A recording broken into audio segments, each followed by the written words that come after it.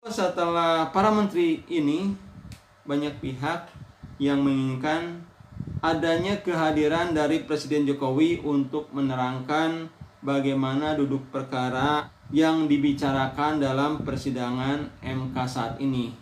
Namun demikian, sahabat-sahabatku, menutup kemungkinan tersebut dengan alasan bahwa Presiden itu adalah sebagai kepala pemerintahan juga sebagai kepala negara.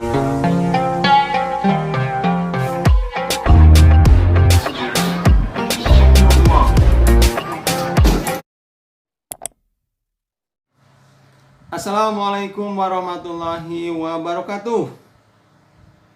Sahabat-sahabatku, selamat berjumpa lagi dengan saya Effendi di Effendi Advocaten Channel, sebuah channel yang akan membahas masalah-masalah kemasyarakatan yang diulas secara populer.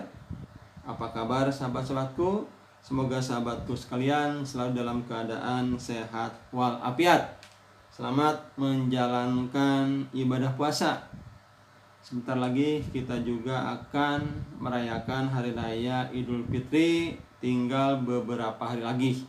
Nah sahabat-sahabatku, kali ini saya akan membahas mengenai mengapa Presiden Jokowi tidak dipanggil oleh Hakim Konstitusi dalam persidangan MK yang sedang berlangsung. Setelah sebelumnya dihadirkan ada 4 menteri Jokowi, yaitu yang pertama adalah Menteri PMK Bapak Muhadjir Effendi, kemudian Menteri Koordinator Bidang Ekonomi Bapak Airlangga Hartarto, kemudian Menteri Keuangan Ibu Sri Mulyani, dan yang keempat adalah Mensos, Menteri Sosial, yaitu Ibu Risma Harini.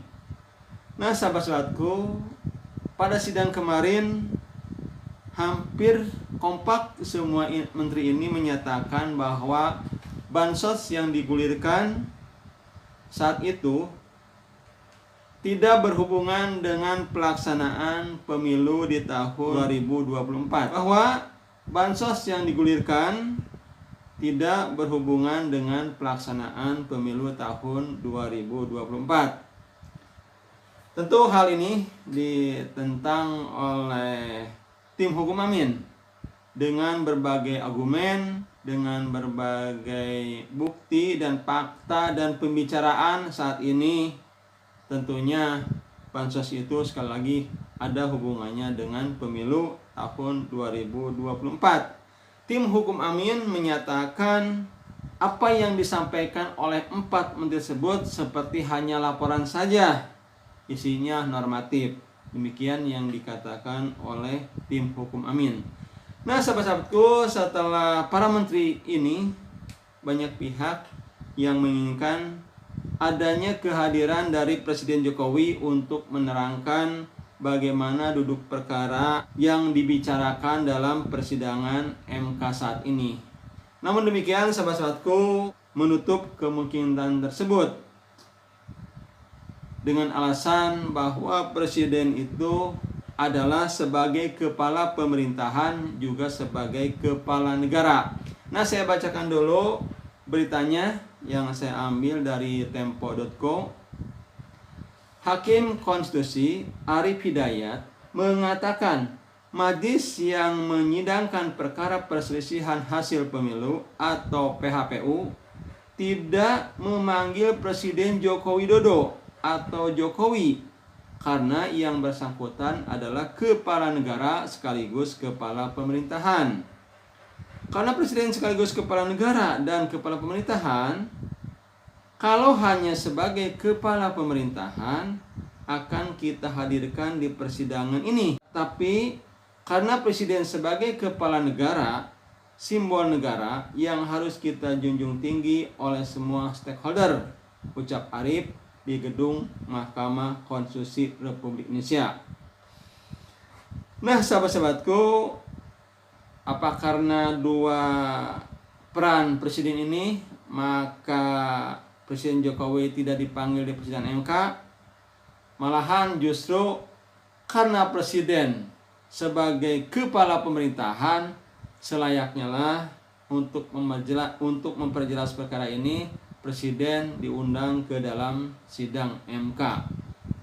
Nah, sahabat-sahabatku, termasuk keberadaan 9 hakim di MK tersebut juga adalah atas peran presiden sebagai kepala pemerintahan, di mana kita tahu bahwa hakim 9 di MK tersebut, yang 3-nya itu berasal dari presiden, yang 3-nya lagi berasal dari DPR, dan yang ketiganya lagi berasal dari Mahkamah Agung. Namun sahabat-sahabatku, apa yang telah diputuskan oleh Hakim Konstitusi di MK untuk tidak menghadirkan Jokowi, tentu kita semua ikutin. Tentunya Hakim di MK sudah mempunyai banyak pertimbangan-pertimbangan kenapa Presiden Jokowi tidak dipanggil ke dalam sidang MK tersebut. Nah, sahabat-sahabatku, semoga sidang MK nanti terus berlangsung dan diputuskan tanggal 22 April tahun 2024. Kita berharap putusannya adalah putusan yang seadil-adilnya, dan putusan nanti semoga bisa diterima oleh semua rakyat Indonesia. Itu saja sahabat-sahabatku yang saya dapat sampaikan. Saya tutup billahi taufiq wal hidayah. Wassalamualaikum warahmatullahi wabarakatuh.